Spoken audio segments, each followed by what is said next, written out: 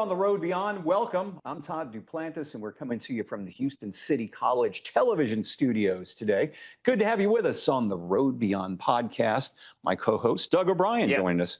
Don't forget, you can find us on all the social media sites. We're on Facebook, we're on Instagram, we're on YouTube. You can subscribe, and you can also follow Todd on X, formerly known as Twitter. I still feel like we have to say what that is. At Todd Yeah, we're still getting used to it. Formerly known as Twitter. Yeah. You never know. 3i Atlas. Yeah. We're going to talk about that again, believe it or not. Is this thing, first of all, ever leaving our solar system? They say it is, but it's going to ramp up around December 19th. I heard a new theory. And we covered theories last week. Well, I heard you got another one? Yeah, I've got a new one. Right. So this guy. A dude. Yeah. Trust me. They didn't say who he was. This is, but still, it's fascinating.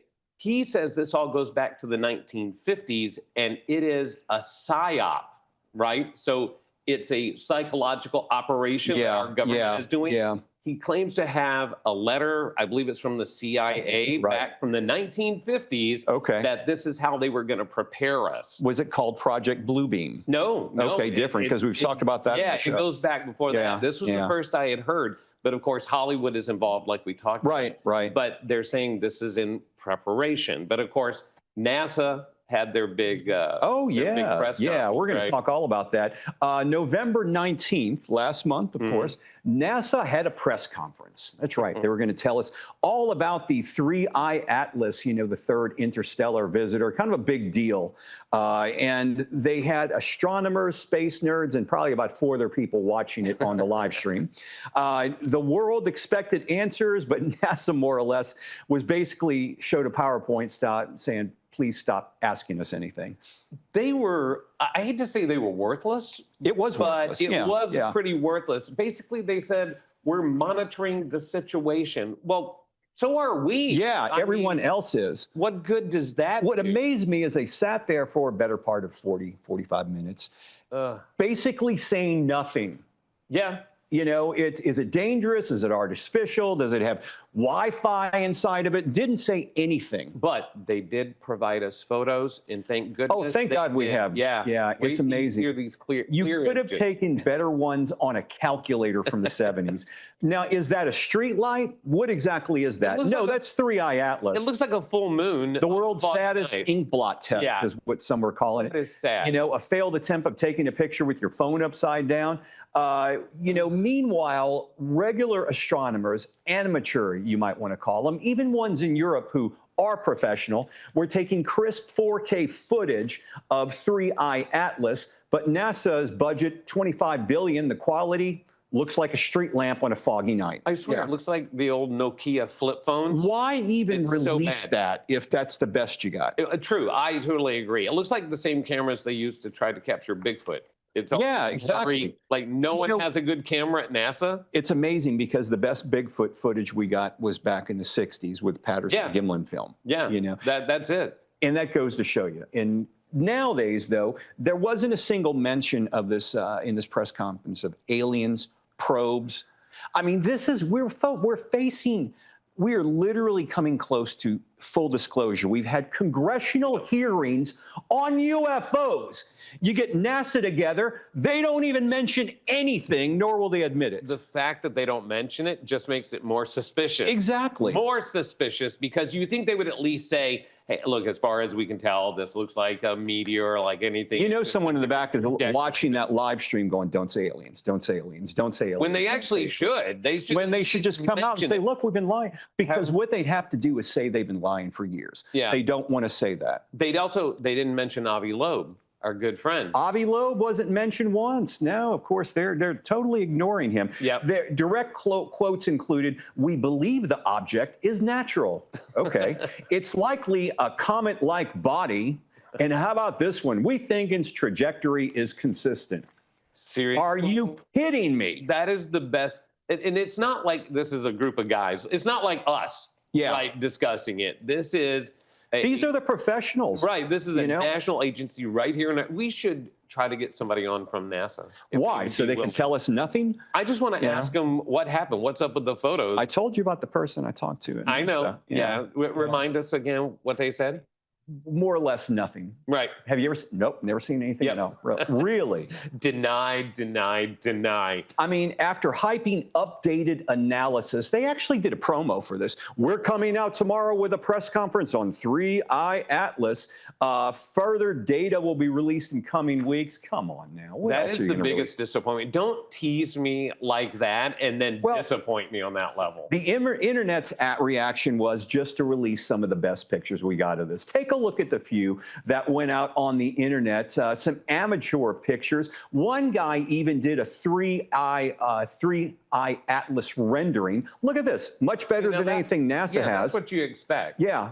And then we had a 3D rendering from a guy named John Leonard Walson. Look at this. Thanks, NASA, for nothing. Now, how did he come up with this? Do you know the details on this? No, there wasn't much released on this. Okay. You know, but it's incredible that some of the things that these amateurs are coming up with, but yet you get like horrible photography. See, if NASA had just given me that, just even this is what we believe it looks like based on the information we have, I'd be like, okay, cool, I get it. That makes a lot of sense. But it seemed like it was a joke what they released. I mean, it looked like literally a street lamp. I mean, this guy's stuff is incredible. That is some of the 3D rendering. Better photo, better videos, better memes of that, you know. And of course, when you aren't telling everything you know, people are saying NASA's hiding something. The blurry images are intentional, and it's a probe. Wake up, folks. All those things are hitting the internet. I saw another person discussing again. He claimed that he did the remote viewing, which we've talked about before. If you don't know what remote viewing is, it's where basically if I sat here and I can... Which is a real deal. The CIA's used it for years. Right. Yeah. So I can send astral project myself basically to another location. So he claims he went to 3I Atlas remote viewing, and it was millions of reptilian in suspended animation. Correct. But they have orders to they're going to ferry them down to Earth. Yes, but now watch last week's show. There are other conspiracies or rumors stating that they think this is more of a kind of an AI probe, right? So it's a living being, but it's not necessarily an alien that would land on Earth. That like it's a thinking model that is communicating and taking notes. NASA didn't appear to read the room with this. I mean, they really didn't. Just the day before, November the 18th, I sent you some video, Doug, which was pretty remarkable. We're going to play that. This was video NASA released. It's from the ISS. What are you seeing here, folks? This was live video from the ISS. I think we moved it up to around the 2-minute mark in this. Yeah, we were texting back and forth. We're texting back and forth and going on, but you'll see this video. Well, we're gonna show you the video itself. 2-minute mark. But you'll see in here, it's pretty incredible stuff. You see stuff floating by. And this goes on for minutes. See, now look at this. In the ISS. I know, look at this. These things. They never mention what this is. They didn't even address this. Yeah, this was, and this is just the day before the press conference. Yeah, there were other structures, things. I don't even know what these things we're looking at, but even the astronauts on the ISS never said anything about it. There was no mention of it. There's been some theory that this is a reflection from the ground in the windows. That's one theory that's going on, but wasn't even addressed. Didn't even decide to say, what the heck is this going past the ISS? Here's the thing, though, because you and I discussed this whole reflection theory. This doesn't show up on every shot. It doesn't. When the ISS, because we watched the feed for a good half hour along. And this did not appear. It starts towards the end. It was different every time, which I understand you're over different areas, but still. We must emphasize, this is not AI created. No. This is not a hoax. This is video from the ISS, broadcast, live streamed from NASA. Wasn't even addressed in their press conference the next day on 3I Atlas. The other interesting thing, and this may be totally normal, I don't know, but they kept cutting the feed in and out. Yeah, and that happens all the time. I don't know if it's a normal occurrence. A lot of conspiracy theorists will say they do that when something comes into a shot. Well, there were a lot It of happens. things coming into that And nothing, shot. yeah, which You so can find that online and go check it out yourself. But it is stunning. I've never seen I anything posted like the that. video in, if you go to my X account, I posted Okay, the video. It's Plant there. to 65. At Todd Duplantis 65. Very good. So there you have it. NASA press conference, wasn't a lot said, but I don't expect much more from them. Can you imagine what would happen to us just here if we were like, hey, next week we've got a big announcement, Yeah. huge announcement. And then the next week comes and we go, yeah, you know, things are it's normal. Yeah, Nothing new. Nothing to see here, Yeah, we got folks. paper. That's Yeah, it. nothing Thanks. to see here. We will be keep done. up. December 19th, that's the date this thing is coming closer to Earth. We will keep up with this and certainly keep you updated. Hey, we're going to go back out to Galveston, and Yes. we're joined by one of our ghost hunting team. And I brought something, a little show and tell. All right, stay tuned. The Road Beyond podcast continues after this.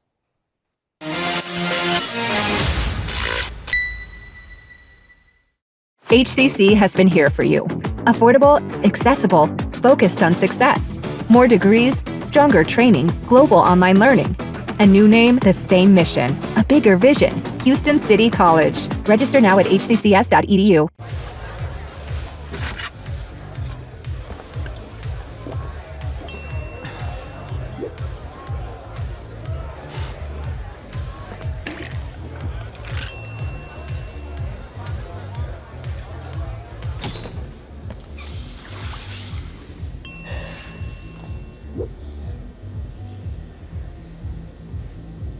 If you need to do something to feel okay to drive, you're not okay to drive.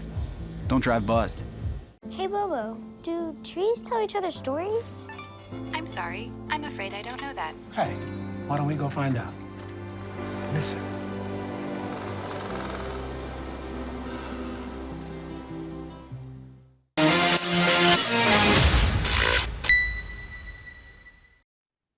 Welcome back to the Road Beyond podcast. I'm Doug O'Brien from Houston's Eagle, along with Todd Duplantis. And that's right. I'm not Doug O'Brien. Was the old Saturday Night Live? Yeah, I'm Chevy Chase, and you're not. Yeah, it was brilliant. So, back over Halloween, Yeah. we did this beautiful thing. It was really incredible down at the Grand Galvez in Galveston. We had this ghost hunt, and it was an amazing time. I brought, because we had mentioned it before. Yeah, the dowsing rod. I want to say thank you to Sari, who was there with us and helped us out. These are actually what dowsing rods are, for those of you that don't know. Yeah, it's in last week's show, the one Yeah. before. You can look them up on YouTube and find them as well. The reason I show these, because people at the radio station were skeptical. They think, Oh, you pull them out? Yeah, now he's taking. Yeah, I he's told doing, them about it. He's And they doing were like, party tricks with but it now. You can't, Yeah. I mean, they move independently, right? Right, So- right, yeah. So you really can't, I mean, you can do a little bit, but you ask questions, and then if it crosses, you get answers. So I wanted to bring it out, and I wanted to thank Sari for letting me use these. Thank Yeah, you, Sari Hewlett Pacheco joins us. She was also with us in Galveston, one of our ghost hunting team members. Sari, good to see you. Good to see you guys. And you're very welcome. Yeah, Doug was so happy that he had the dowsing rods. I was walking around all night. Yeah, he takes them to parties with him now, and Well, you know. at home, Yeah. my girlfriend Jacqueline said, you know, we were hearing some strange noises. Oh, And- did you? Yeah. Yeah. Now, let me back up and say that my brother died last year, and he had to be cremated, and his remains stayed in the apartment with us for a bit, which is a little odd. Hey, So been there, done that. anytime Yeah, we hear yeah. noises, Yeah. my girlfriend's like, do you think that's a ghost? Should you break out the dowsing rods? And I'm like, no, not at home. I do not want to know. So you have not used them in the house. No, I don't. No. Don't want to sully that ground. No, Yeah, I don't. gotcha. If there are, they are not bothering me. I'm Right. not bothering them. They can stay at the Grand Galvez. I'll tell them how to get there. You'll give them directions to the Grand Galvez. 100%. Well, speaking of the Grand Galvez, Sari, we all had incredible experiences down there. It was a great, we got great show out of it, and I know the audience that was there enjoyed it as well. You sent some videos, and you haven't seen No, these. I haven't seen these. Now we're going to show the video without sound, Sari, and Okay. one of them is the Room 501 video, and you can take a look at it. One of the things I want to ask you, Sari, and you've shown this to us, when you have these stick figure images that show up in these videos, what exactly is that? Because one of the videos we're showing now has these stick figure, see, they're right there, stick figure images. So that is structured. A light sensor Connect came out with that. They noticed that in the Connect game that it was picking up other abnormalities, here and there. So now we're able to see uh, the person in a stick figure form, or an entity in a stick figure form, so to speak, Okay. using the Connect system. Okay. And it can also show people who aren't there as well, correct? Is that the idea behind it? Yes. Okay. Because we showed room 501, but there was also some video on the 7th floor that you sent me. Yes. And we're going to take a look at that as well. But tell us what exactly were you able to pick up? And it looks like Melissa was in this video with you. Yes. So first I get a feeling of somebody being there. And I pretty much know where they are. This is more or less a confirmation that they are there, because you, Doug, anybody else sometimes may not have the same feeling, senses, or see what I see. Mm-hmm. So we can see it there. Right. So we use the SLS to see where it is, if it's materializing, things like this. Okay. And then 501, which is called the most haunted room. That was right next door to actually where I was staying that night, by the way. Right. And it said, the story behind 501. Yeah. For our audience that does not know, it was basically a girl that was engaged to a sailor. He goes out on a ship. The ship goes down in a storm. They claim all hands are dead. And then she kills herself, but then he comes home. So she's still at the hotel.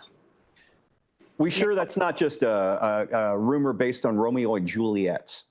It sounds like it. I can't say for sure, but we did pick up more than one entity, person, let's say soul, in that room. Okay. And they like to stay by that lamp. But also, we had a person named Dorian that was there, and it also attached itself to Dorian as well. Oh, boy. And before we got into the room, Melissa had an attachment to her.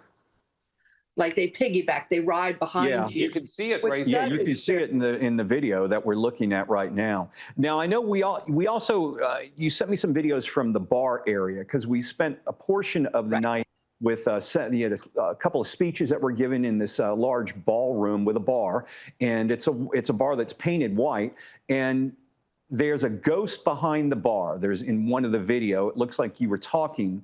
What exactly did you feel behind this bar? Because we're looking at the video now, and it looks like a small person under there. Right. So I felt a heaviness, I felt a sadness, and basically like somebody ran through me that just takes, have you ever, as a kid, had your breath knocked out of you? Yeah, Sure. yeah. That's what it feels like. So I always know when they're there, because they'll just rush up to me. It's kind of like the Patrick Swayze ghost thing, where Whoopi Goldberg gets swarmed because now all of a sudden somebody can hear them. So it's kind of like that. So your camera guys, Benjamin, Carlos were there, and they experienced the same thing, because I had them use the SLS on me. Yeah. So when I said here, then it shows up. So it confirms. Besides the young lady you were talking about in 501, there's also the story of kids running throughout, especially on the 7th floor, right? So it's not unusual to see smaller apparitions, correct? Correct. I picked up children, and I do have that in another film and another, other footage right there in the hallway before you entered that ballroom. Yeah. I got hit by a lot of children.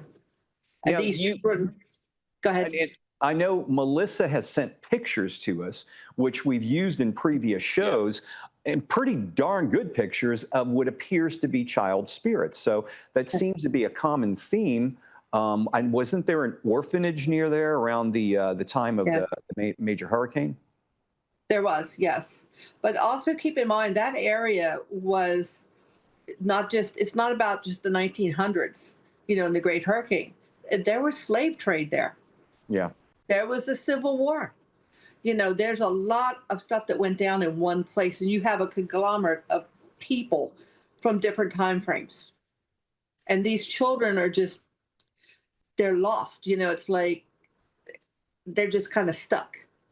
You know, last week we were out for a number of things, well, the holidays, of course, but you had mentioned something about a story about the Galvez. We've got a couple of minutes left. Did you have some new information you wanted to tell us about that? So the Galvez, it's amazing that it was named after this Bernardo. I'm not sure if I say it right. Galvez. It was named after him. And during the war, he was really not a patriot. Basically, his country didn't like the country we were fighting against, so it was an opportunistic thing. And then to rebuild the whole island, he was going to do it on the back of slave trade. Mm-hmm. Okay, so in finding that out, you could see why there's so much going on, not just with him, but also with other families that inhabited there, that stayed at the hotel, that ran the hotel in different time frames. There's a whole bunch of things that we haven't even untouched, uncovered that's going on at that hotel. Yeah, there seems to be.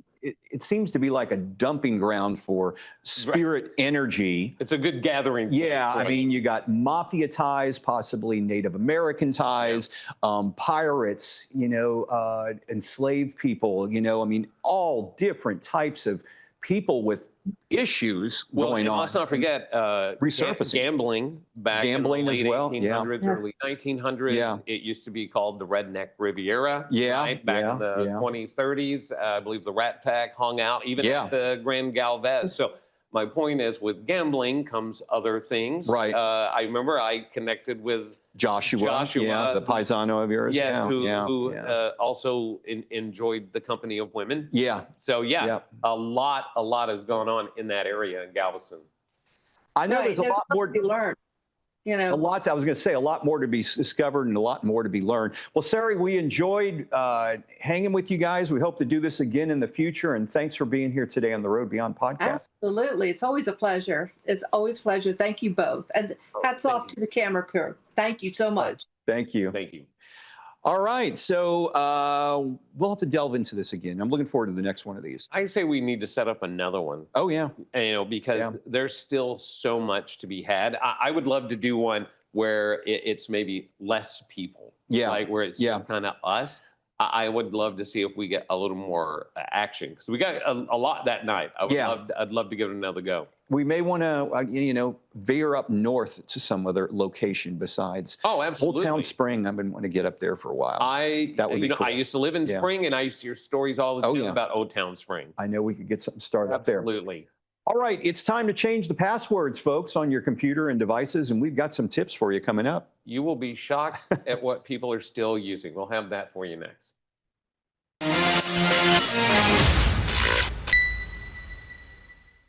HCC has been here for you.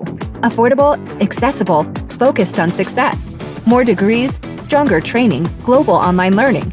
A new name, the same mission. A bigger vision. Houston City College. Register now at hccs.edu. Kids will be kids, which just goes to say kids will be curious. They get into everything. If there's a loaded firearm in the house, they could get their hands on that too.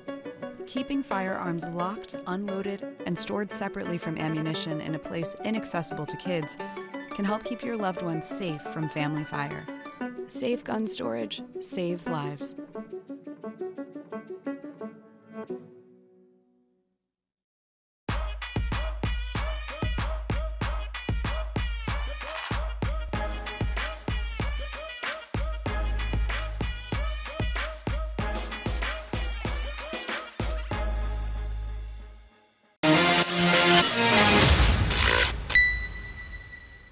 Welcome back to the Road Beyond podcast. I'm Todd Duplantis with Doug O'Brien from Houston's Eagle. Absolutely.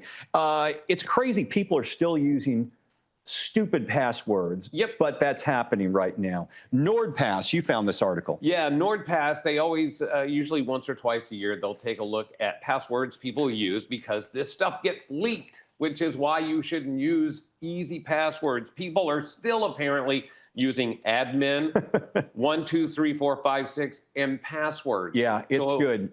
Yeah. If I just said one of your passwords, you may want to think about changing it. Just So saying. there are some trends that are going around.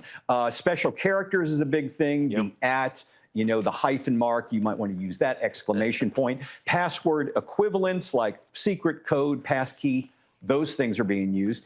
And patriotic sentiments. That one, for me, the one I saw that kind of hit home Yeah. is using swear words. Oh, yeah. Because I have done that. I have literally done that. And the only way you would be able to guess what it was is if you really, really knew me. There's no way that one's getting hacked. But they did give out these things. It's best to change your password. Use as many characters as you can. Make sure you use symbols and use uppercase, lowercase. And this two-step authentication is a pain Yes, to deal it with, is. but it is proven to be one of the most secure ways to protect your identity. A lot of companies are using that now, and it's to their benefit. Yeah. And even though it might take you an extra step. You can actually, I believe there are apps that do this, but there are programs that Yeah. will do passwords for you. To like Yeah, these I can't. I hate crazy, those. ridiculous Yeah. password. The problem is if you ever lose that, Yeah, you are you're totally done. screwed. Yeah, you have to reset 'em. 100%. Yeah, and try not using swear words at work. They don't really like that a Yeah, lot. work is a different Yeah, that, you situation. might want to use that again. Yeah. So if someone comes to you and says, my password is my dog's name and my birth date, pretty good, huh? No, No. not a good idea. Not at all. Yeah. You got to remember, hackers are out there and they are constantly looking. So They're you always- really, really got to watch out for it. Well, that wraps up this week's show. Next week, I'm sure we might be able to dig something up with 3i Atlas and maybe Put some money on it right now. That's going to I would happen. make a bet that 3i Atlas will be in the news. All right. Thanks for being here on the Road Beyond podcast. I'm Todd Duplantis. He's not, though. I'm Doug O'Brien, and I've got to go change my password.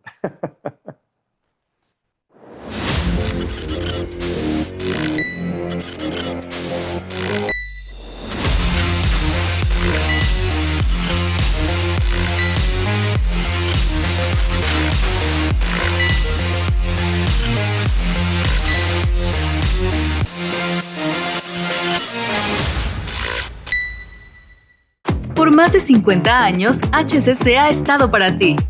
Accesible y enfocado en tu éxito. Esta es tu universidad y crece, evoluciona y se expande contigo.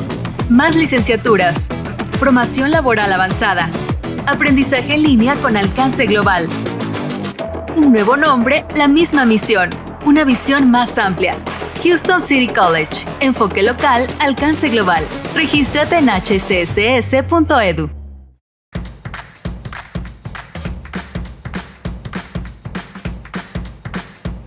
How prepared is your family if a tornado shows up at your doorstep, or a flood, or a hurricane? You can't just turn away a natural disaster. That's why it's important to go to ready.gov/plan now. It has the tools and tips you need to make an emergency plan with your family. So if disaster comes knocking, let's go. You'll be ready to help keep your family safe. It's just a pizza. Yes. Make a plan today.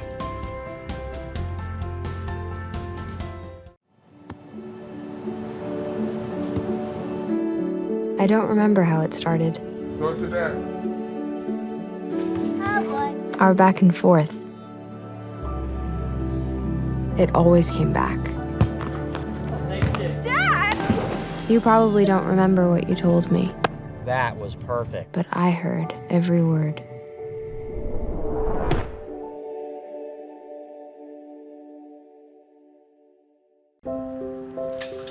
I want to eat apples and bananas. I need to eat apples and bananas. Why can't I eat apples and bananas? Support the Feeding America nationwide network of food banks to help provide meals to those in need. Join us at feedingamerica.org.